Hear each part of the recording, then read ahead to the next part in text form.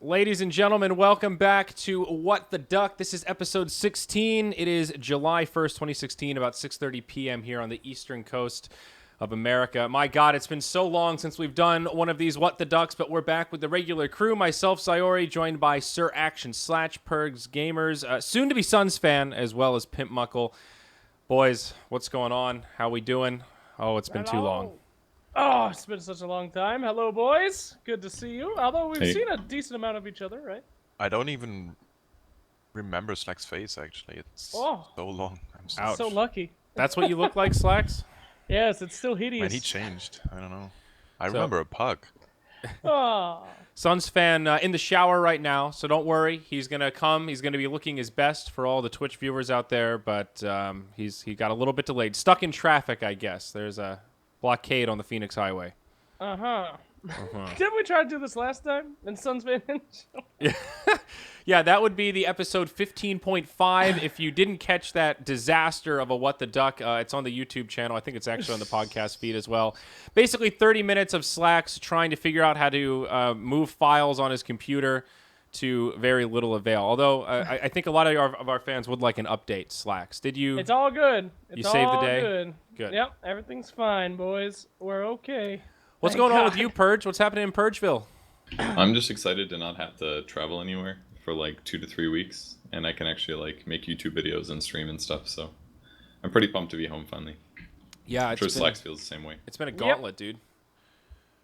Very happy to be I've been pretty much constantly busy since the start of April. There's usually like a week or so in there, and I had a vacation last week, but you know, it's like even if you go on a vacation, you're still away from home and not working, so you still feel like the pressure to get back and work. So it's nice to be back. Yeah, vacations almost stress me out more than they relax me these days, because I spend all my time worrying about all the things that I'm missing and all the things that are going wrong when I'm not paying attention and all that kind of stuff. What about you, JJ? You haven't been as much on the event Gauntlet. What have you been doing? I mean, I did ESL and got horribly sick from the freaking Manila flu. That was awful. Yeah, I don't know. Manila was fun. I had to skip BTS's LAN qualifiers for school. That's going well, though. So, you know, I actually can't complain. Just doing crazy computer science-y medicine shit. Great. Good. You know, Oh! People would totally appreciate me going off, but, you know, Purge would flame the fuck out of me, so I'm just not going to do it. Well, look who it is. Look at that grin. God damn it, Purge. Hello. Oh, look who's here. Such a casual entry. Cheers, friends. So fresh and clean. Oh, you know what? You're perfectly squared up on the camera too. Nice job. Yeah. Is that sarcasm? Yep. You have the world's shittiest green screen, sir. How often do you actually use that thing? Never. I Why? stopped carrying. Why don't you just better? take it down? The cats like it, in all honesty. What a life you live, sir. Bowing to the occasions, cats. they jump on the back and then it comes on top of me, and the cats laugh and I get mad at them and then we all laugh about it later. So. Dude, have you evolved to a new level of like cat owner where you like actually feel like your animals communicate with you? Of course they do. When Monkey takes a crap on the carpet, it means she's upset about something. And I have to talk to her and find out what it is. Usually something related to me, but usually pretty chill. So it's all good. Maybe she's mad because you poop in their litter box all the time in like a moment of panic where you can't make it to the bathroom. You know what's in time. hilarious is I've talked to Nikki about this. She hates it when I bring this stuff up, but I think that would be the funniest thing is if you go to somebody's house that has a cat and you just take a crap in their litter box and you just don't say anything. There's been like I'm sure this has happened all the time in the history of the world. Well, I know people do upper deckers. You know what an upper decker is, right? Yeah, I know that one. So this is like, what is this one called? The litter decker? I don't know. I mean, what's the point? Just to There's gotta freak be a them name. out? Just make them wonder why you took a shit in the kitty No, litter? because they might not even think that that it was you. They might think that their cat is just horribly sick. What do your poops look like, man? Dude, cat poop is different. Oh, I mean, sometimes cats can get super constipated, you know? Cat, that's like, oh Yeah, boy. but dude, if your cat poops look like human poops, you need to get that cat to the vet pronto. No, I'm not saying that. I'm saying yeah. That's well, like their that's the whole entire point, body you know? weight, dude. Fuck. Jesus. Can we change Alright. subject, Well, guys? This is a 7 pound Dota dumps? talk show. Jesus. Yeah, we almost started talking about Dota, then Shannon showed up, and it's been Hey, to be shit fair, scale you since guys then. brought it up first. So. All right. Shannon, what's going on with you? The glorious team owner life, digital chaos, qualifying for the International 6. You got to be feeling good, buddy. Yeah, it was good. I was pretty confident going in. I thought we were gonna get first, but didn't end up happening that way. Yeah, always thanks a lot. Always take the long road. It seems the hard road. Yeah. Then we played Complexity. We 2-0'd them in the the semis, I guess, or the upper bracket finals. Then we were pretty confident going in. We won the first 2 games as stomps, and then I don't know what the hell happened, but Dude, that Complexity finals started playing better, and we started choking a bit, and everybody started choking in Game 5. I mean, that was a good pretty game. hype. It really came down to the wire, man. I found it very ironic how you described it as taking the longest route possible when Complexity went through what they went through, considering the fact that they were the only team to beat EG, right, in the group stage, and they lost to like FDL. And if they just would have beaten FDL, they would have been into TI. So they're 1 game away there from going to TI, and then they had to play all the way through the loser bracket, and then so they had to play like a buttload of matches, and then they played you guys, and they came down from 2-0 to almost win in the last game, and they still lost, and now they're playing wildcards, and you're like, yeah, we had a long road. Well, the reason I say long road is because I think even from their side, they were expecting to get 3rd, and we were expecting to get at least 2nd. Okay. So that's probably what I mean by that. But yeah, you're right. They that was a heartbreaker for them, I'm sure. I mean, That's probably what I mean. I've never been that stressed. Like the last time I was that stressed, because I'm standing behind them watching, and I'm not the type of guy like, you know who Jason Lake is for Complexity. I mean, I just remember the days of old in Counter-Strike where he'd just be screaming like, "Go, get him, fuck him up," stuff like that. I don't do that. Like, why not? Because maybe they would feed off your energy, bro. Well, I feel like in Counter-Strike that would be fine. In Dota, it fucks you up. I'm pretty sure. So I'm just there behind them, silently going like this, like saying stuff silently, not being able to make any sound. It's very frustrating. And then when the game ended, like actually, I still feel sick to my stomach when I think of when Weeha was in the fountain, because the team was so loud and angry at that moment. And it wasn't completely his fault though. He got tossed in. No, I know. It was more Roman went in with his chronosphere, and then just shit hit the fan, so to speak. And everybody thought the game was over, 100%. Oh, really? Yeah. I mean, they didn't say it's over or anything, but you can tell. Like, yeah. It looked pissed. like it for half a second there. I mean, honestly, that was at that point at the hub. There were a lot of people that had already finished their work and were just sort of hanging out. I think we might have been playing Mafia, and that was the game where we kept stopping the game. Like somebody even accused Merlini of, "You're not even paying attention. He must be Mafia. He's watching Dota." He's like, "Are you watching this game? This shit is next level, guys. We should pause Mafia for this." Like that final fight was pretty tense. Yeah. I don't know, man. The last time I felt like that was, because I'll be honest, like with the other past 4 majors, qualifiers. No, I never felt like that, because like it wasn't ever a nail biter, you know. Like we pick some, like in the past, we pick some shitty ass draft, or we just horribly choke in the laning stage. This time it was a lot different. It felt like I was watching the Suns in a playoff game, because that's the only time I get that hyped. And then after the game, everybody exploded. And like Misery was throwing his headset on the ground. Everybody was screaming. Weeha gave me a hug, and he knocked me over onto a table, and spilled Coke everywhere. Wow. And that's why you always wear protection, just in case. Yeah, it was pretty. I mean, I was pretty emotional. I'm not gonna lie. I almost cried, because I was so into that. It was amazing. But so this is obviously like, I would have preferred it to go a little smoother, but it's like a dream come true for you, right? Isn't that the whole reason you wanted to move into being a team owner, to get a slice of that feeling of this team, these young gentlemen that I bred to become a powerhouse? It's all about living vicariously through people that aren't old yet. Yeah. You know, like they don't have this carpal tunnel shit. Not that I have it or anything. What is this? You have a black and white? I haven't seen it in black and white yet. The fact that he just has a printout next to his desk, like on call for SUNSfan. Dude, didn't you see him? He did a print order and left the room to go get the piece of paper, I'm pretty sure. Is that what happened? Yeah, see? I was a Purge on the game. Did you guys see that thread about the SUNSfan fans? No, what's that? Some guy's gonna be it was literally top of Reddit. Oh yeah, I saw that. Oh guy's yeah, he's gonna gonna make like these Sorry, I missed it. 500 SUNSfan things. Yeah, like the fans that you have with Yeah. my face on it. He's gonna pass them out at TI. That's great. Yeah, it's pretty legit. Should be interesting to see my face everywhere. I don't know how to feel about that, but The dream, dude. I can print you a couple more of these ones. Is that the all dream? Yeah, that's all you've ever wanted, I thought. Yeah, that's right. That's You all I ever egotistical fuck. 1,000 people fanning themselves with your face. wanted. Yeah. Ah, yes. Yeah. You can make another video about it, just like the DC video, buddy. Yeah, I'm sure I that was will thinking go about well. making a sequel to that, actually. Were you?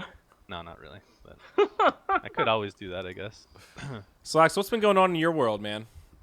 I mean, what hasn't, dude? It's been a psychotic couple months. I haven't really been home at a stable time since Dream League started, which I don't even remember. And this is the first time in fucking, oh, God. I got 3 weeks to do whatever I want to do. I can't. It's so good to be back. My pug, my girlfriend, my everything, my games, my stream, my YouTube. What was your gauntlet? You went from Dream League to Manila?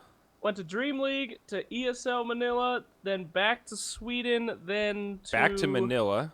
No, then to the Manila qualifiers, the hub. Oh, yeah. Then back to Manila, then to ESL Frankfurt, and now... TI6 home. Hub. And then the TI6 Hub, and then home. That is actually a ridiculous gauntlet. That is... Yeah. You were gone for 2.5 months, basically? Something like that? I think so. Whatever Dream that's League passion, started, boys and I have girls. not been back home. So it was Your girlfriend quite... must love you. She's great. She doesn't really remember who I am, so it's kind of Wait. like we just met. You weren't home once? I was home for, I think, 9 days in the last 3 months is what we figured out. Okay. And I was sick, too. I made the stupid wrestling video. I was sick in my bed for 5 out of those 9 days, so, I mean, it was... Explains a lot. Delirium, maybe. Yeah, for sure. But yeah, man, I can't wait to be back. It's just, when you're away from your own shit, there's just so many things. It's all you think about is the projects that you want to do and the things that you want to talk about. Even like browsing the internet, I come back on like a desktop and you have 2 monitors and a keyboard and a mouse and perfect ergonomics, and it's like, oh, it's so much nicer than a laptop or phone emails and. Yeah, there's something about that first time you come back and touch your home keyboard again. That's always like a moment of it's finally over for me. You know, you just let go of that baggage. You have to you guys- learn how to use it. That's how Do you guys bring keyboards to events? 50-50. I used to, but I stopped. I have a travel size Black Widow, and I bring it to it. If it seems like an event where, like, if we're going to the town part 2, I'm bringing a fucking keyboard. You know, there's going to be a lot of time to play. If you're going to, like, you know, ESL Frankfurt, probably not. I mean, it's a 2-day tournament. What are you going to use your keyboard for? Like, I have this one for obsing, because I really like the feel of it. Like, having no mechanical keyboard just drives me mad. I don't know. I just bring it everywhere. Maybe not the smartest. You know who travels with a lot of gear is Slacks. Every time I see this guy at an event, he's got this suitcase full of microphones, and you like bring your mixer with you everywhere you go. It's like your Scarlett's under your pillow in the hotel room. Just like It's true. You never know, dude. You never know when that opportunity's gonna come. I when mean, you he might saved just have the Captain's perfect Draft. thing. you never know when you're gonna have to use that snowball. Yeah, it's true. We did fail the week with that snowball. Isn't that and right, he let me use it. And if I didn't use it, I would have had a laptop microphone. So. You never know. You got to bring everything. Oh, when I went Purge. to, go ahead. How was your patch analysis? I didn't get to watch it because I didn't even feel like doing it because it didn't feel like it was. Yeah, it wasn't. Gonna be anything special. I started the video per normal. I was like, this is a fast patch, and then an hour and a half later, I was done basically. So still like, pretty fast fast for in you, Purge though, time. right? 45 minutes into it, Slacks finally revealed that he had been sleeping behind me the whole time. And luckily, I mean, it was a little planned, but not super planned. My body was positioned in a place where he just wasn't revealed until he chose to be revealed. So it was perfect. It was like we got to Omni Night and he freaked out. Dude, I actually went in there because I was super interested in how your patch was, and then the lull of your voice laying in a bed, you could have a full-time job. If you had like a disc that you gave out to people that was like Purge puts you to sleep, just be like, the flowers were beautiful and the wind did it blow. I'd sleep to that shit every night. That'd be my ASMR. The wind did it blow. I've had a lot of people tell me that they fall asleep to my videos all the time, and at first I was insulted, but after a while I was like, yeah, whatever. Yeah, I was just thinking, is that really a compliment? People respect me for my content, but they also respect me for the calm, soothing tone of my voice that helps them sleep. It's definitely a good quality to have. Dude, we could have a whole Moonduck thing. Purge puts you to sleep and I wake you up. Oh no, please! Just out of bed. And then like- SUNSfan is gonna tell you a story about poop, and you're like, oh god, get me out of here. Yeah, what emotion is that? So, I'm looking forward to CD4 so that I can wake you up every morning with the Little Mermaid. That was the highlight of my life for that tournament. My God. The little fucking mermaid. So, So what do we So want what to talk about, boys? It has been a long time since we've done one of these. We could go back as far as Frankfurt, Manila Major, TI6 Hub. We can talk about the upcoming TI. We can talk about Pugs. It's been so long that the sky's the limit. There's too much for us to talk about, so we have to get executive here and decide. And I'll pass the torch to you guys. I got an idea. Let's talk about Artesian Universe leaving EG. oh Sure. shit. Oh wait, we're 4 minutes past that. Sorry. Where are we at now? Yeah. Oh shit. we can touch on pretty much everything if you guys want. Well, I think we can talk about that. I mean, all that stuff happened. They roster swapped. I think both teams look really good right now. I don't know how you guys feel about it, but I watched some of their games to the qualifiers. They look like as good as they were before they roster swapped. It's actually amazing when people want to try, what's possible in Dota. It seems like Bulba's fitting into Secret pretty well, though. Like, wasn't he the big question mark on that team, right? Bulba's known as being a pretty good player, but he's done a lot of coaching. I think he's meshing pretty well. Like, it just seems like they've got a little bit of everything. Super Sacrificial Pylai Die, Arteezy Envy going ham, Bulba holding it all together, Puppy calling the shots. There's also, I'm not saying this isn't going to continue, but you have to keep in mind there's always a honeymoon phase as well. You're absolutely right. Yeah. We'll see what happens, but I still think There was believe no in honeymoon fits. for their last teams, though. Yeah. Who's That's coaching an Secret anomaly. right now? Is Theban still their coach? yeah. And I saw and AUI is there too. Yeah. So I saw him in one of the videos. They have 2 coaches. Yeah. How does that work? Has any team had 2 coaches yet? That's kind of new. Liquid. Well, Yeah. Liquid Okay. does it differently. They have like the emotional coach in Blitz, right? And then And Yeah, who's I mean, the- he still does Dota stuff too. I mean, Yeah. well, sure. But They generally let me watch, speaking, like- organizations want to have somebody that just keeps everybody in line and make sure that everybody's getting along, so to speak, right? And then I you thought have that the- was look at- kind of the manager.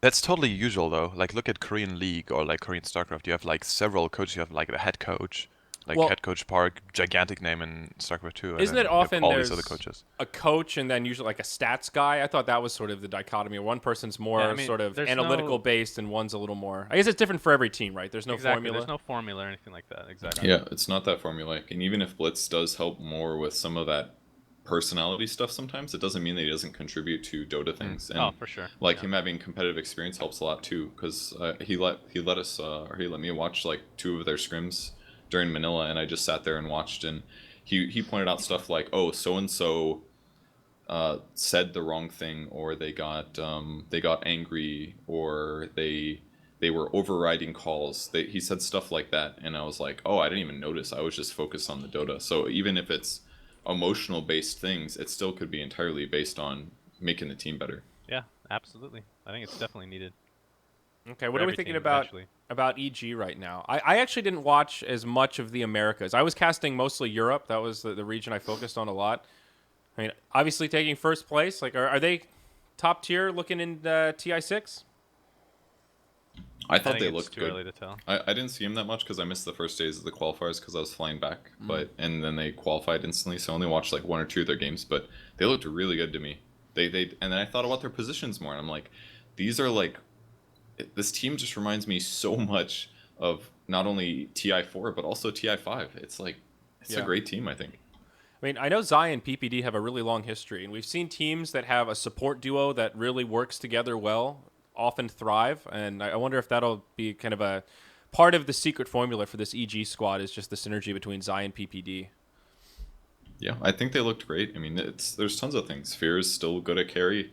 Sumail looks to be a little bit better. He's had a good period where he sucked. Well, he didn't suck, but he was on a team that really underperformed. Yeah. Previously, he had been the best player at fucking TI5. Like, I guarantee that he got his shit back together, and I'm sure he's working harder than he was.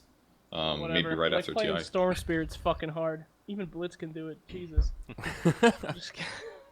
I Anyway, think they continue. looked good, but it's kind of a small sample size because they played 4 games against good teams, right? Or 3 games, whatever it was. That's true. Yeah. I'm a Because believer. the NA qualifiers were top heavy, Yeah. to say the least. Those NA qualifiers got a lot of flame, man. Fucking Mad was quite angry. That was one of my Well- the best Twitter wars I've seen recently, man. Before we move on to that, can we just round up this conversation Sure. with Secret, and then we can start talking about NA qualifiers? Sure. Is Yeah, that cool? absolutely. Like, so you said you watched a lot of EU, right, Andrew? What was your impression?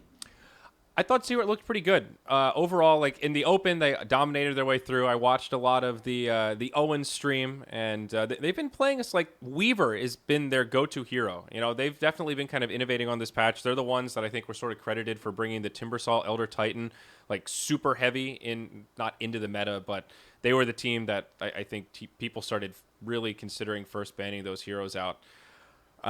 Anytime a team is sort of trend-setting like that, to me, that is something that stands out. In terms of the games, they were like everyone else. They were kind of topsy-turvy. I got the vibe that they were experimenting a little bit. Like, they didn't have this flawless run where it was just Secret dominating their way through over every team.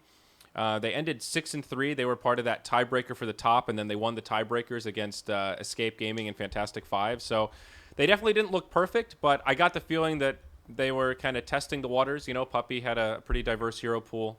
Like as a team, I don't mean him as a player, but in terms of the stuff they drafted. So I get a good feeling, but they're a hard team to read in these kind of events. I feel like Puppy is when he has opportunities to experiment as a drafter, he takes it, and you can only read into those losses so much. Like, it's worth it to lose a game in a round robin against a team that you might be able to beat if you go for your go-to draft, but it's valuable intel to be able to try something different and see how they react to it, right? I think that's how he approaches some of these kind of open qualifier type situations where there's a little bit of buffer to not have to win every single game, you know?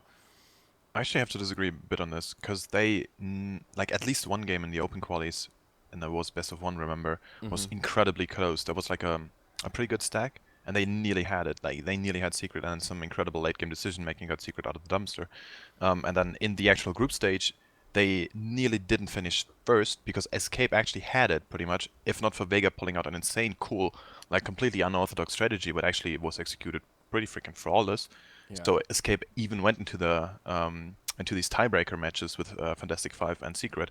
So I was personally a bit surprised to see Secret not go in for this #1 slot right away, because they were, you know, Vega had to win to even give this tiebreaker to Secret. They lost to Virtus Escape. Pro, Escape, and Fantastic Five. Those are the three teams that beat them in the round robin. And that's surprising, to me at least.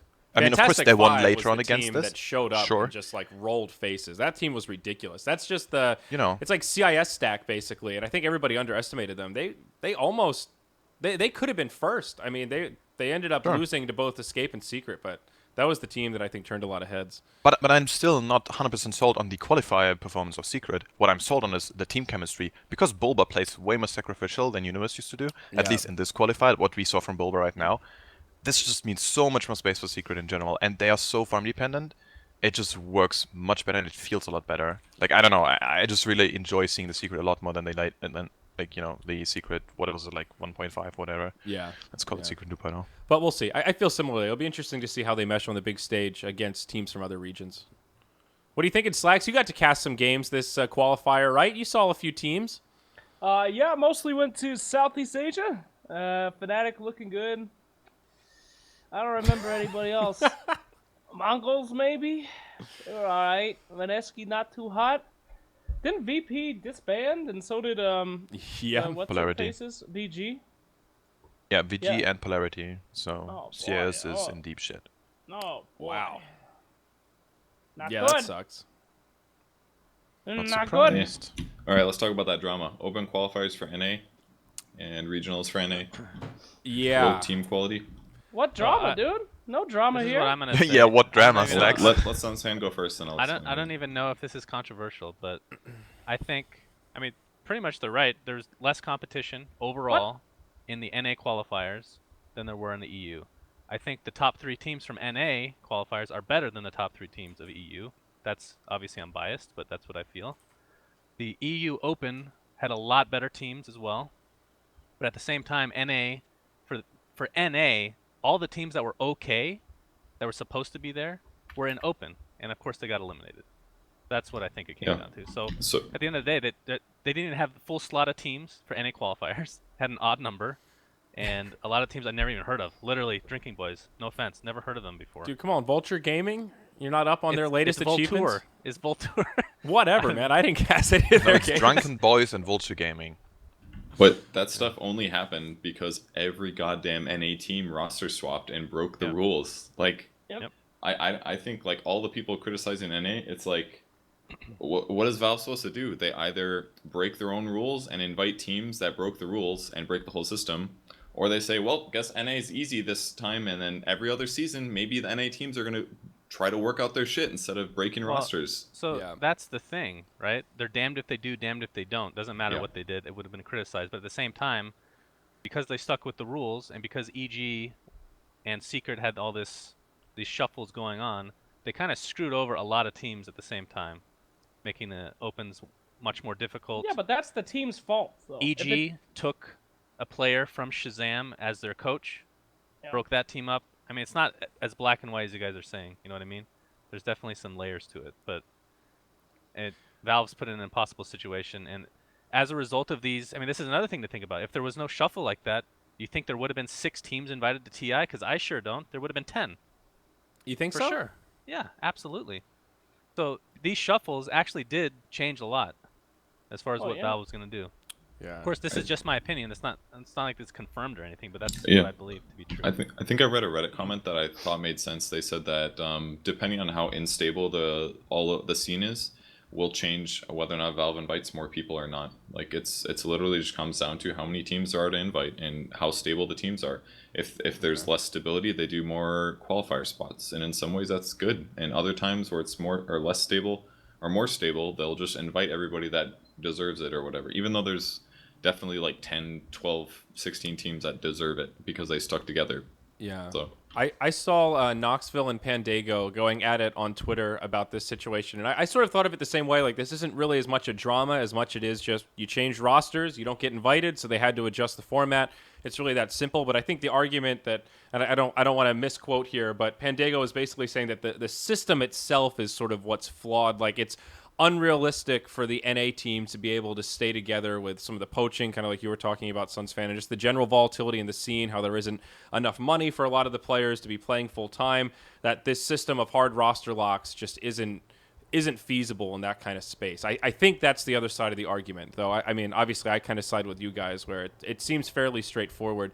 But what about the idea of adding a trading window? So it's not just a hard lock deadline, but there's sort of like a gray area period where there's like an opening. Now people can move around, and then there's like a safe period before it locks again, so you can't just get completely screwed. Where it's like, hey, so imagine the scenario where you're on a team that plays top 5 at a major. You think everything's great. You're that one person, and the 4 want to replace you. They replace you a day before roster locks. You have 24 hours to find another team, right? Having a window helps make that gives you more of a blanket. You know, is that at all a solution, or am I just? I think it's not bad. Like, if you think about, like, you have the first period.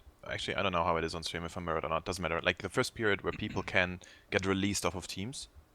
So after this first period, there's going to be like a lot of free agents, and then you have this other period where people can get into teams.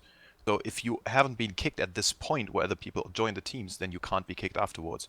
This would kind of shake up how it is currently and would prevent these AUI situations. It would at least help. Let's face it, that was fucked up. Yeah. Like, that was not fair at all. So I don't know. Like, there's a lot of things where I disagree with the current state. Not even going to talk about offlane qualifiers because that's another barrel, but that could help. When I look at the NA space, I look at a team like Ad Finum, who hasn't really changed their roster that much. They used to be on Conspiracy. It's not the exact same team, but it's the same core of players. They haven't really qualified for much, right? They haven't really had that much mainstream success as a team, but they're improving and staying together. Why aren't there more teams like that in NA? Like, why does it seem impossible for any of these NA teams to stick together once the road gets a little bit bumpy? Is that just, what is it about our region that can't fucking keep it together? Well, if you want to really know, I think it's because of the opportunity cost of losing. Because, you know, I mean, you have to have a job in the U.S. You have to pay your own bills. You have to do all this stuff. We're not so well off. So if times are tight, that's not good. That's scary. How am I going to pay my bills? How am I going to go do this? How am I going to do that? So they're constantly pressured to try to do as well as possible. You see a lot of teams from, like, Sweden and other places of the world stick together for a long time because, you know, not that much is on the line. Some of these guys really need this to work out. If you're in the U.S. and you don't have a job right out of college, Sweden I don't know. is more expensive than the U.S. What? Sweden is more expensive than the U.S. No, but the social programs are different, and you can study for programs. free and stuff. Like, you're not going to be homeless in Sweden if you run out of money. In America, if you run out of money, you will eventually be homeless. Like, there isn't really the same kind of support just net making sure, because for young people to take a risk like that. Yeah, because there is a difference having social like backup, so to say, and the cost of living, because that's the U.S. really is a capitalist society. We don't have a lot of social backup and shit. If you don't make it, you're fucked. So, I mean, it's scarier for them to not dedicate themselves to a dream. And if it doesn't seem like it's going to work out, it's time to bail. I mean, that's just how it works. Anyway, I really like your idea, Zyori. Picture this. NBA draft for Dota. No, we have fuck like that. an event. You know? Everybody's there in a tuxedo. They're like, all right, Arteezy. Oh! You know, Come they've on. had this for other games, and it's actually super entertaining, even though it's not feasible at all. But It sounds super entertaining. I'd host very that for entertaining. show. That'd be Dude, awesome. it would be really fun. I mean, we need a good like awards show, I think, in Dota. It's like been the Join Dota Awards. Ghosty Gamers tries to do it. We need like a legit awards show where everybody comes together, you stream it. Wouldn't that be so much fun? Moonduck Awards. Yeah, people come up on stage, you know. Slacks could be our Ricky Gervais. Cross the line a few too many times. Could be great. Biggest ass. You know? That. Least likely to be invited to a Valve event. Least likely to succeed. We could have all sorts of great categories. Fuck, dude. It could get real dark real quick. Now, one of the things probably worth reiterating here, though, that makes this whole conundrum interesting is Secret could have played in the NA qualifier, right? Like the word is that they explicitly chose to play in the EU qualifier, which most teams considered to be more difficult. Why did they do that? they Can't did it risk playing because against drinking boys. they didn't have a place to stay here.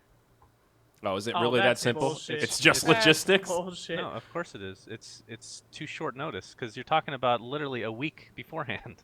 Because the Manila Major ends, and that's when they break up, and then Yeah, a week I'm later sure- is the qualifiers. I have to believe an Secret's organization too- like super Secret could s- find they're 5 strapped for computers cash. in There's a house. no way. I'd be very That has- surprised if that's the case, especially because It's they're not so that they close to couldn't Nvidia. do it. It's that there's so much trouble in doing it because you have to make sure you have the right computers, you have the right chairs, you have the right monitors, as opposed to just, all right, go to Turkey. We have everything like that already set up. Are you saying that they consider going to NA? Because I heard rumors at Manila that they were planning to play NA. This isn't an opinion, by the way. This is what happened. But What? yes. They literally couldn't find a place to play. is No, what you're I'm not saying they didn't want to go through the trouble of doing that. That's what I'm saying. I mean, But shit, they- just call they up LD and considered- borrow a few of those computers. I They mean, exist. personally, I don't think. I mean, I know it's open qualifiers, but I don't really like the idea of a team. Like, I feel like the qualifier you play in should be where your team house is, if possible, and if not, then it has to be what 3 out of 5 of your players have to be in that region. Mm-hmm. But obviously, those rules are blended when you start moving people around the world, which I think is fine. And in some ways, Zephyr started that discussion because we lived in Korea and everybody's like, oh, they're not a Korean team. You have to be Korean nationality, which I didn't agree with. I thought it's like if we live and play in that scene, just because aren't culturally from there, that doesn't mean it discounts us. But if we, for example, are like living in Korea and we're like, you know what, we think NA is gonna be easier, and then we fly back to NA to play like the week before, that's bullshit in my opinion. That's just gaming the system. I think wherever your team house is, if you fucking commit and that's where your team house is, then you guys can play there. I'm cool with that. But moving just for the qualifiers, I think is bullshit. That makes it And so I ridiculous. think Valve will step in when a team tries to do that. Personally, I don't Watch think out, they would. SUNSfan. No, I actually agree with you, but I don't think they'd step in that case, unless the rules are changed for the next season. What? If Navi was like, hey, we're an American team, you don't think Valve would say anything? They're just No. cool with that? Oh, especially if it's Navi, they wouldn't say anything. No, of course not. I mean, I don't know. I would be tempted to just I feel like they would have a problem with that if it was so blatant. Like Tinker before sort of. well, I'm not saying they wouldn't have a problem with it. I don't think they'd. You do just don't think they anything would about it. actually bar them from entry? They would Yeah, I just think let them have they a would go. look at that situation because it hasn't happened yet, right? So they'd look at the situation, and then for the rule set of the next season, they would change. It's, the well, rules the accordingly. Tinker team was as close as we got it, and that was like TI5 qualifiers, right? They played in North America. They brought Black over, and who was it? Koikva? Was that the other European? Quite well. But they still had a Pycat as few well. NA players in PyCat, so that one was. It wasn't a blatant trying to game the system, but that was about as close as we got. And I mean, how early was it though? Was it like 2 months before? And that wasn't just like God, a team moving. That was a team can't remember. forming.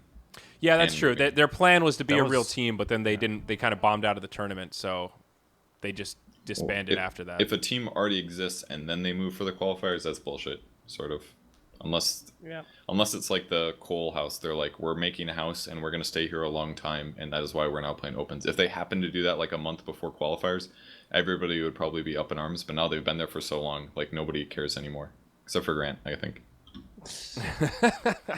I mean, Grant is surprisingly like on board of especially complexity and DC. I mean, yeah, whatever. There are tons of Euros, but they're playing in DNA region. They're making the competition way better. You know, we have them in Canada Cup. We have them in a lot of other stuff. That's Yay, Canada Cup. That's great. It's actually really good for the scene because like we scrim half EU, half NA, and when we scrim NA, we're making them better, and we're getting used to their playstyle, so it makes us better in some regards as well. SUNSfan, saving the esports scene one stomp at a time. I think said very arrogantly. I think the rule set right now needs to be tweaked for sure, but I mean, obviously, I'm not for any of the nationalistic stuff you're talking about, like in Korea and whatnot. I think that's so old school. You know, it doesn't really fit esports. I don't think. It's just wrong. I mean, look at EG. Nobody questions EG as an NA team. They have an Indian, they have a Pakistani, and they have a Swede. Yeah, but they play in NA. They live in NA. Well, exactly. But some people still complain about, like us, for example. Who's the Indian? Complexity. Huh? Oh, wait, I was thinking of Universe. He's American, dude. He grew up in the same city that I did. Sure. Racist! You racist piece of He's shit. still Indian. Okay, he's American, but has Indian heritage. We're having a nationality But, discussion. dude, We can't- he's a Uh-oh. citizen. If you're a citizen, like, come on, man. Oh Andrew no! cut the stream. Watch your privilege, you fuck. But I also do Like, think, though... for example, Oh, Boba, I consider Indian. Oh god! He's Canadian. The hole gets What is deeper. wrong with you? Oh god! He was on my team. Like, dude, how is this controversial? You talking about his culture has nothing to do with the discussion we're having. We're literally talking about nationality. Like, what citizen are you? Nationality and heritage are okay, if you're completely talking different. about just like pure citizenship, then you have a Swede and you have a Pakistani. Yes, and 3 Americans. Yeah. Yes. Okay. Or I mean, Therefore, it's they not, qualify it's as not, an NA team. So you are on board for 3 out of 5 rule? Yeah. Yeah. Who 3 isn't? out of 5. 3 out of 5 for nationality and living arrangements. Absolutely. No. Forget about the living arrangements. No, that's No, forget about the citizen. Just the living arrangements. Let's say it's €5. Yeah, Just €5. Make it easy. Like if it DC, for example, you guys have what one NA person, if I'm not making a mistake, right? Yeah. So and you guys live there, I don't care. That's fine. It's got to be One or living the other is the what you're most saying. important one. I think you can't have 5 NA people Oh, I agree. That's living what I'm in trying Europe to say. and play NA. They shouldn't Yeah. be allowed to do that. I mean, I think it's also about visas. Like, if you're there on a tourist visa, that's one thing. If you're there on a work visa through the org, like if it's a European organization that has 5 American players and you, as an American, have like a European work visa to stay there, I think you can count as a European in terms of like where you're hailing from playing the game. But that for me, I think the location's the only thing that matters personally. Well, you shouldn't be able to move right before it, right? No, I agree. Like Yeah. the open quality, that's bullshit. Obviously, that's taking advantage of But the is- rules that haven't really been. Isn't How there some strange. credence Why to they where need to the organization is based? So, like, think about the complexity example. If you're a team that has 3 Europeans, but and there's 2 Americans, but the organization is an American-only company, does that shift the scales at all, or is it just No. the players are all that Fuck that. matters? It's all on the time scale. Like Cole did it a long time ago, so it's fine. But if somebody if somebody does like a mouse, like they grab a team right before a tournament and then they move them to Germany to play in the European qualifiers or some shit, Okay, that's bullshit. Yeah. Doesn't matter if it's a European organization. I see. All right. Wow. Well, thanks for that, SUNSfan. That was fabulous. So what's next on the docket here, boys? We got hold Canada on, guys. Cup. We can't. No. We can't go around this whole open qualifier topic without talking about the elephant in the room. Which is, elephant? I don't know. Maybe that some scenes are like have more slots than they kind of deserve. Maybe we're gonna have another 016 MUFC style bust out. Does Execration has any chance? Are What? they well? Aren't they? Are you wildcard? serious? Execration. No, is Execration wildcard, is in right? the wild card, but they're gonna get freaking farmed. It's And TNC I'm not that's seeing in. TNC doing anything in the main event. Maybe because of the Swiss system, but not because they're good. Honestly, TNC looked good last qualifiers. I didn't watch them this previous one, but they won the first. Sure. They won regionals. They got Yeah. first place in it, right? Over Fnatic. Right? Yeah, with Demon, of course. JJ, So, like- there. Oh, sorry. You're being too much of a hater, I think. Like, if they're in wildcards, it's not a big deal. Like, whatever, they'll lose. 2 of those teams are going to lose anyways. 2 of the teams are going Right. to win. I think the important thing is that Valve fairly grows Dota across the world. Like, my biggest counter to why there aren't women in the scene and why European teams are better is because there's more fucking men and there's more European players. Like, if you look at the split, it's like, I think on my YouTube, this is where I'm getting my information. Europe is like 40% of my viewership. NA is 20%. C is 20%. And there's like a random mix of other shit across the world where I get my other viewers from. Like, there are just more European players. There's gonna be more professional European players. Same thing for No, talent. that's obvious. There's less female talent because there's less female players who happen to go through all the process to become a top tier talent, and they have other obstacles as well, of course. But That's it's not even the primarily a demographics thing. So like they can't just say like, oh, I'm gonna start inviting four out of 10 slots or something are going to Europe because they have more players. Like No, at some that's- point, it's just not fair. You got to grow every scene. I think. No, that's fine. I'm just saying, like, because you're running region locked qualifiers, you're gonna have an inherent, like, how to put it, like, it's a inherently disparity. not. Yeah, of course, a disparity, and it's also not just for the teams. Like, look at the Escape Gaming team. Would they have beaten TNC? I'm pretty sure they would have, right? Probably, But, but no, the thing is not that I'm hating on the distribution. I'm hating on the fact that there is no offline qualifiers. If you're looking at how CSGO does it in another Valve title, they have these 4 regional qualifiers which all feed into one giant qualifier where there's gonna where 8 teams come out of the major. Because the top 8 of each major make it to the next one if you don't change more than 2 players, and then the bottom 8 go out and have to play the regional qualifiers into the big qualifier, which is an offline qualifier. Now, why does a major in CSGO with $1 million in prize money and, you know, an undisclosed amount of revenue and stickers have these offline qualifiers in place where there is a very clear distinction that the best 8 teams in this qualifiers can go to the main event? Why don't we have this in Dota for a soon-to-be 18, Wait, 20, whatever $1 million offline tournament? qualifiers region locked as well, or not region locked? Oh, he No, in wants- he CSGO, wants- no. Can I just- explain it? I can yeah. do it in 2 senses. He wants open qualifiers for each region to be regional, and then when you get to regional qualifiers, all of those teams go to one location and they play, and the best of the slots Yeah, I get think in. that's. I don't disagree because there's. It's ideal. It's Yeah. a shitload of money. It is. Someday we will get there, but I don't know if we're ready yet. But- I'm saying it's a good thing. I don't think It'll- it's Sure, a- but you happen, can't but- pull the money. Like, can you really pull the money card? well, it's Well, not just yeah, of money. It's course. also just Really? it's a logistical headache. You just have to getting everybody into the same place from different regions and potential visas, and it's messy. And It's not time. impossible, but it's a headache. I mean, they have I- to plan. They have to plan that weeks in advance. Do you have something good to say, Slacks? No, Okay. I ain't They'd have to- doing nothing have to CSGO's plan- doing. They'd have Fuck to do the open CSGO. qualifiers way before the regionals, because then they'd have to do flights for the open qualifier teams. Right. Then they would have to fly all the regionals, and they would have to make the decision of who goes to regionals much earlier, which pushes all of don't- the planning for the event so far up. No. No, Even you don't even need excluding- to.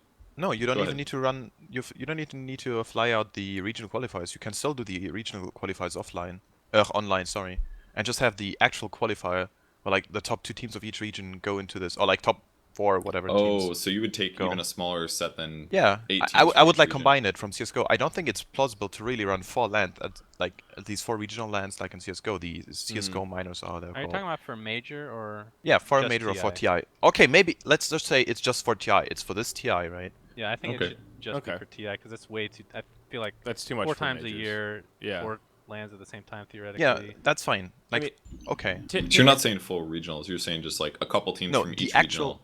Right. So okay. So just re-emphasize. So out of, let's say there's 10 teams in the regional qualifiers, right? Like this time around. So the top 4 teams, they go to the actual qualifier, and the top 8 teams out of this qualifier are gonna get invited. Or like in our case, with 6 invites to TI, it's then gonna be like what, like 10?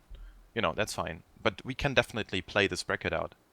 And in CS:GO, it's just really nice because there's 8 teams in the legend status which are already invited, and 8 teams who make it out of these qualifiers. So it really fits out of the 16-player tournament, you know.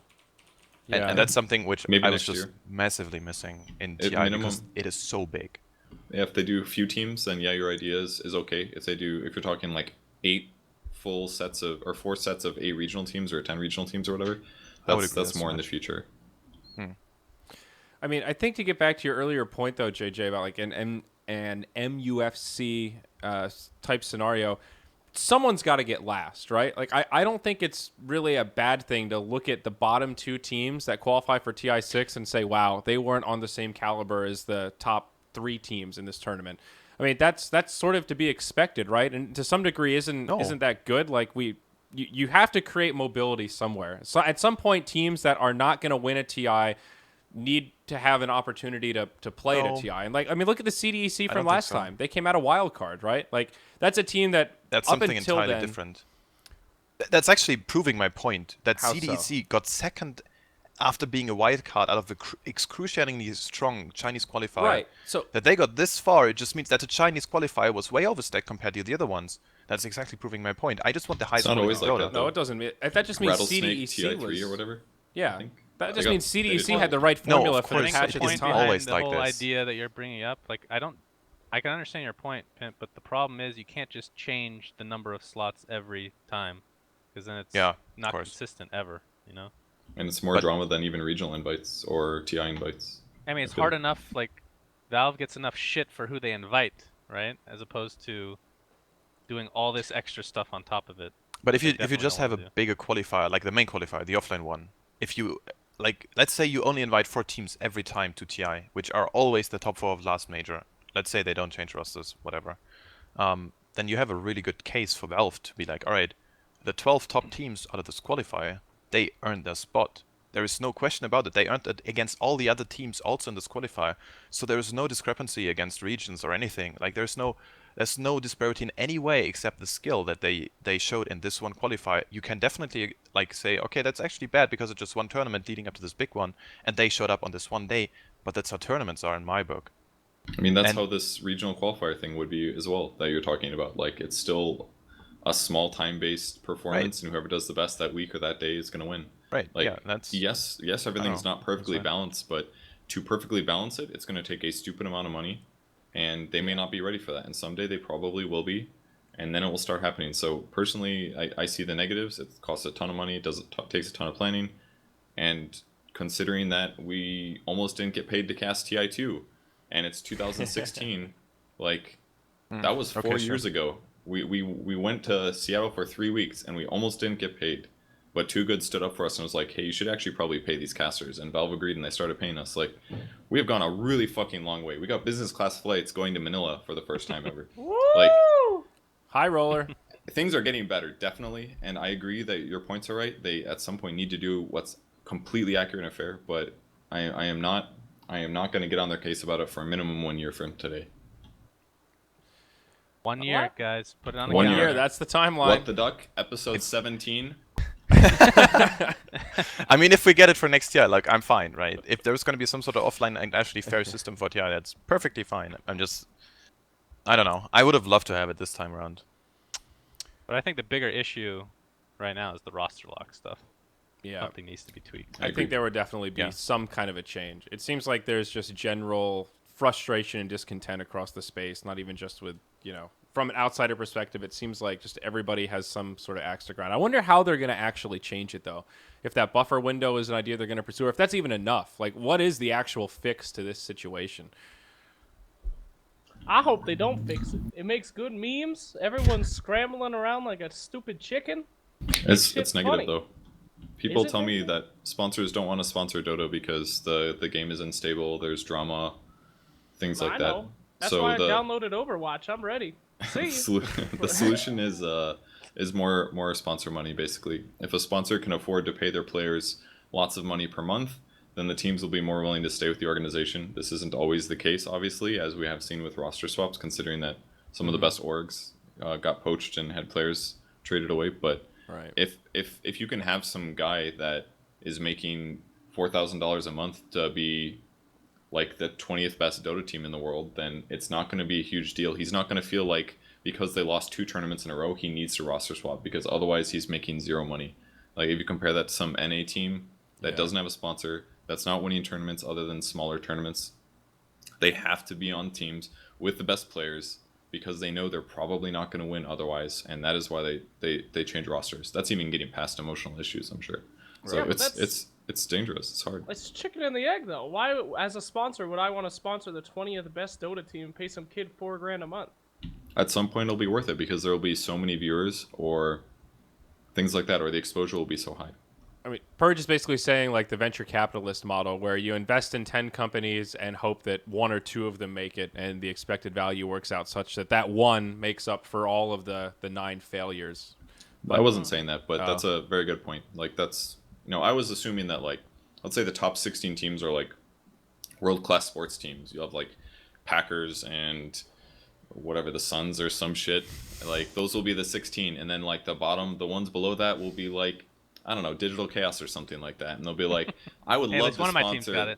I would love to sponsor the 20th best Dota team, because even if they're never going to make TI or they're not going to make TI, they will be on the cusp, and they will still have 100,000 people go to Shannon SUNSfan Stadium in Phoenix, Arizona to go watch their players play semi-poorly. You know, like there's still going to be value there if the overall Dota economy is big enough. So at some point that will exist, and SUNSfan will have a professional team. Sounds good. Can't wait for that day. Well, boys, we are getting close to the end here. We have Canada Cup starting in about 10 minutes. So we just got started. I know that maybe that'll motivate us to do a What the Duck again, before the next TI starts. But tonight we actually are on a timeline. So Slacks, what do you want to talk about, buddy? We've got 5-10 minutes. I'll let you steer this ship. I don't know. He's been reading Reddit this whole time, dude. He doesn't have anything to say. I've just been playing Fallout 4 this whole time. Survival mode's real tight. Yeah. Gotta find a bed this whole time. That's good. I don't know. What do you guys want to talk about? TI coming up? Any predictions? I don't think we're gonna have another What the Duck before TI. Does anyone have any good stories from their travels? Yeah, we should have a good story time here. Everyone's been all over the world. Slacks, I'm sure you did something crazy in Manila. I'd like to reserve the next story time. You mean on the next episode? Yeah, because I can tell the story. It's going to be really shitty the way I tell it, and then I don't have pictures, which is 100% necessary. I need to get those. All right. Well, all right. I guess we'll take that as a teaser for the next What the Duck, ladies and gentlemen. Yeah. Look forward to this picture-related story. Slacks, I'm sure you got into some trouble. I do have one story. I don't know if it's a good idea to tell it. Bring it. For my career, I don't think it's a good idea. Perfect. It's wonderful. How about any important people in the chat? Probably not. Just Coddle Guy. Do I want to piss off PGL? Is the probably not. Mistakes have been made. No. As a matter of fact, Slacks, they are actually pretty high on the let's not piss them off list. All right, they didn't do anything wrong. But it's a funny story, and I'm thinking about telling it.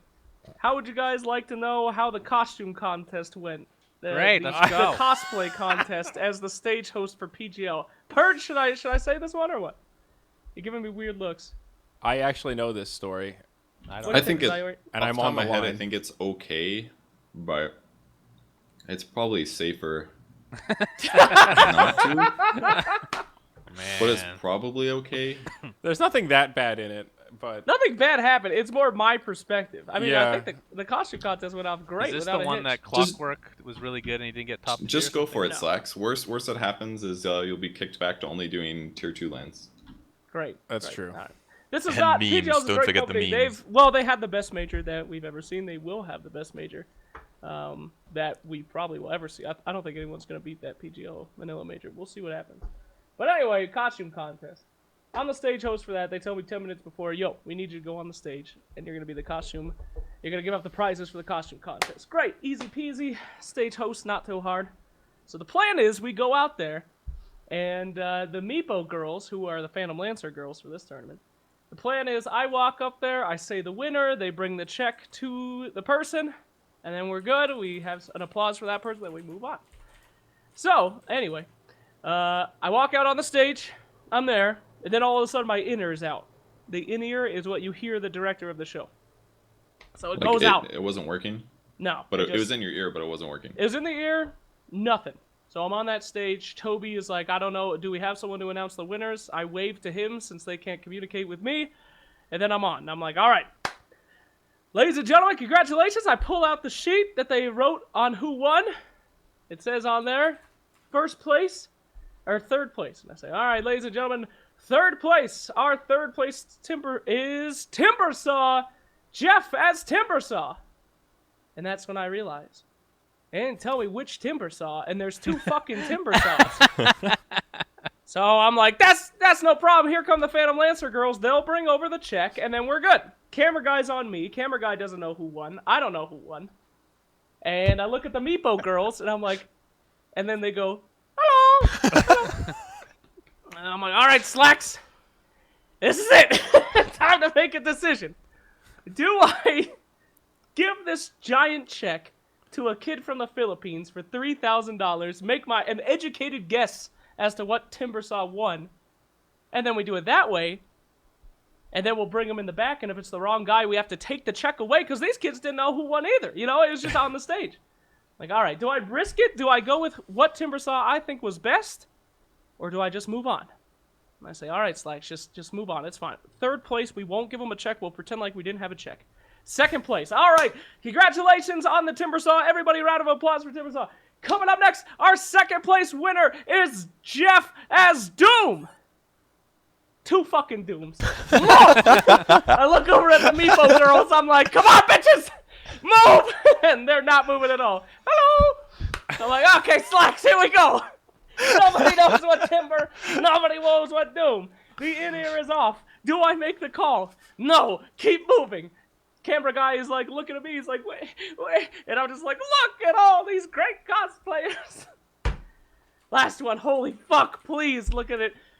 Oh, thank God. The first place winner is Tinker. There's only one Tinker. I go Tinker. Meepo girl still. Hello. Walk over to the Meepo girls. Give me that shit. And walk over to the Tinker and give it to him. Oh, look, it's Tinker. He loves it. Everybody's having a great time. Woo, go Tinker. And it turned out really good, I thought. They told me in the back it didn't look that cringy. I thought they were going to be pissed. I walked back there. I was like, I'm so sorry, guys. I fucked up your show. They're like, you saved it. You did a great job. It wasn't that cringy at all. Everything's fine. We should have told you which one won. But that moment, being on that stage, that was almost Steve Harvey, dude. I was one step away from being Steve Harvey. I've made a mistake. Timbersaw, I'm so sorry. But fuck, if the Tinker didn't win, oh God, I don't know what I would have done. Especially with a Timbersaw too, because that's a cosplay that's hard to pull off. So if you're gonna do it, they were both probably pretty good, right? I can't imagine. Super good. They were both good. Yeah. The Doom and the Tinkers, it was neck and neck, so I couldn't make a judgment on me. The Doom one was more straightforward, I thought, but the Timbersaw, I had a disagreement. I thought the second Timber was better than the first one, personally, but other people thought... Well, me too, otherwise. But what am I going to do up on the stage? Am I going to give this fucking poor kid from the Philippines $5,000 and then be like, sorry, bitch? So it was announced who won, though. So now you know. Was, so luckily for me, they did, PGL, in their infinite wisdom, did write down the first name of the player, of the guys. So I did say, like, Jeff as Timbersaw. Oh, okay. So if you were paying attention, you would know who won. So PGL did a great job with that. If they just had an in-ear, they would be like, it's the Timbersaw on the right. But it was just unlucky. They did a great job with the tournament. Loved it. Battery but died fuck, that was scary. I have never been in a situation where I was an on-stage host in a stadium of like 11,000 people. Like, okay, Slacks, make a decision. Who you gonna fuck it up or you gonna do it? So is that the capacity? 11,000? I don't know what it was, but holy shit, was I scared. I have no idea. I would imagine more, but on the setup. It felt like a basketball stadium, which is 18 to 20. Is it bigger than, smaller than a basketball stadium? I have a follow-up story, actually. I was on the panel after that, and I sat down on my chair, and then I realized that there was blue paint on the desk. And then I realized that the entire chair was covered in blue paint, and I was sitting in it with my fucking suit on. And I got real scared. But luckily, it was all pretty dry, and it didn't rub off. And then we had to get, like, baby wipes and, like, panic wipe everything down, because there was paint on the laptop. Because the Meepo girl, or the Phantom Lancer girl was sitting on it for the panel. So mine was just covered in blue paint, and I had to wipe it all down. But luckily, it didn't stick to my clothes. But I was fucking scared, man. Yeah. Oh, that's pretty good. I will say, a lot of people were very upset about the Clockwork losing. Me too. I thought that was perfect. The votes were 100% from the people on the desk. So, blame... But not Toby. I believe it wasn't Toby. Toby said he gave that Clockwork a 9 out of 10, so... Oh, so he did vote? Okay. Toby has an interesting taste in cosplays. I've worked with a lot of cosplayers, and I think Toby is right like 90% of the time, but every so often he gets hung up on these really minute details. At ESL Frankfurt, it was similar, because they had a cosplay contest, and it was pretty close. There was that really good Slark. Maruna actually won with her amazing Wraith King set. The Regalia one with all the bright green. It was really impressive. There was like a really sick Dragon Knight. There was a really sick Necrophos with that like the Anubis face. I don't know what the hell it's called, but there was a hot debate about which one was the best and how you judge the different cosplays. Like, for example, the Slark, hers wasn't quite as detailed, but the mask was incredible, even though the legs weren't quite as good. But she had all the movements down. You know, she was bopping the head, and she had the dagger poses and stuff.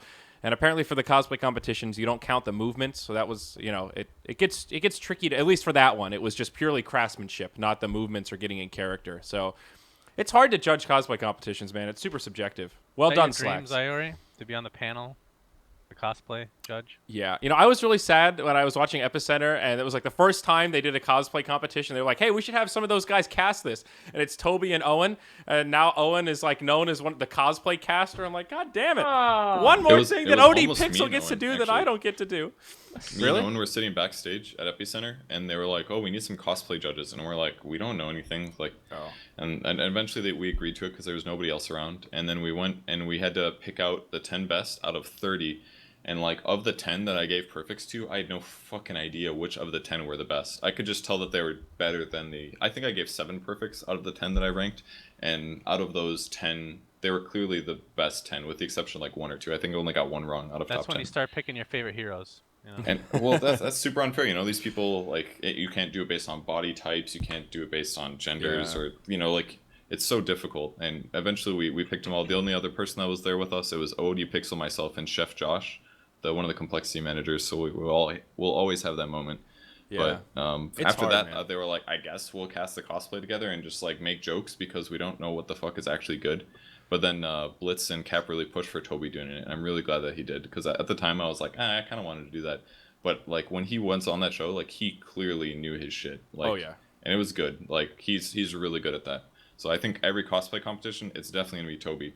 But I think you could make a case, Andrew. I think Toby and I would be the dream team to cast a cosplay competition. I don't talk about it a lot because it was the dark days when I was doing League stuff, but I spent a good 6 months of my life doing nothing but cosplay content with League of Legends cosplayers. So we did a little cosplay podcast. It was S-tier content, but I still learned a lot about how to make costumes. Yeah. Are the leggings a tribute to them or something? Huh? Are your leggings a tribute? No, I just like leggings, but I've never actually cosplayed myself though. That's not. I don't know. It's really hard. I'm not good at it, but I know how to judge it. All right, guys. What else do we have? Any final stories? Canada Cup is delayed at least 5 minutes here. We have time for one more. Pimpmuckl. Any German stories? No. Okay. Oh no. One day. Actually, no. A story just came to mind. I remember at the TI6 Hub, we were doing this really sick panel. It was me, Gods, Slacks, and Lumi.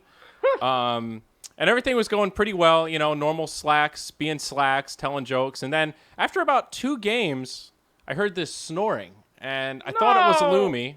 Then I look over, and it's my man Slacks, just out cold in the middle of a game. And then Lumi and I kind of make eye contact, and Lumi gives me that look like, I'm fucking going to sleep too. And within 10 minutes, Lumi's out. And then I kind of look over to Gods and go, hey, buddy. We're just casting this game now on the multicast, and we had a moment, and Gods and I will forever have that moment where we carried the panel as Lumi and Slacks snored away at 2 in the morning. Sorry about that, okay? I was sorry. I came in that at 8 in the morning, made content all day, went to the mall. It was a brutal story. schedule. I got a quickie if you want one. All right, hit me with a quickie, Slacks. We got to wrap this baby up. All right, me and Mott are on the way to Manila, and we both got those business class seats. We're excited about it, but I'm coming off of a cold, and we're on the 16-hour flight, and we take off. Anyway, we're having a great time talking and joking, and I got this sinus thing. My cold was like the sinus thing. I don't know if you guys have ever been on flights, but you do not want to go on a flight with the changing altitude with sinus stuff. They start expanding and compressing, and they're already under that much pressure. So me and Mod are laughing, and then eventually I'm just like, man, my nose kind of hurts, man. Ah, God, right here, it feels like it's pumping up against my skull. And he's like, oh, it's cool, man. Here's some Tylenol. We're flying. And then suddenly I'm like, nah, man, this shit really hurts. I'm actually really hurting. And it got so bad that I couldn't move. I was in the corner of the plane ah! Ah! And I was hurt. It was bad. I was if there was a knife, I would have cut my face open to relieve the pressure. Anyway, Mott, this entire time was hey man, did you take that aspirin? And I'm like, oh, it's all good, Mott. You can't do anything. You can't do anything because we just had to wait. Because it's the weirdest thing. It just goes away. But I'm there and I have this towel and I bring it up to my face and I'm and I bring it out and there's just blood everywhere. And Mott's reaction, he's sitting next to me. You're me. He's got the chair and he's like, well, I'm gonna go to bed. Until I can't see him anymore, and I'm in the corner ah! There's just like blood coming out of me, and he was just like, good night. He wasn't watching any movies. He wasn't doing anything. He was just sitting out of my view, staring at the ceiling like, oh fuck. What was wrong with your nose? Nothing. It was just coming off of a bad cold, and we just increased altitude on the plane. But the weirdest thing, like I was like in like couldn't move, pain shivers, and then 3 minutes later it's just boop, it's gone, just out. So like it never happened. But Mott's reaction, I will never forget it. Okay, well there's not much I can do for you, so goodbye. I was in the corners like, it was the weirdest shit. Anyway, that's my story. Don't go on a plane if you got a stuffy nose. Trust me, you will regret it. But it only lasts. I'm just having like this mental image of that Austin Powers bit where he walks behind the couch and goes down the escalator, but it's just Mott making that fucking hop-id face, just like, good night, Slacks. Good night. I mean, there was nothing he could do. God, shit. That's too bad.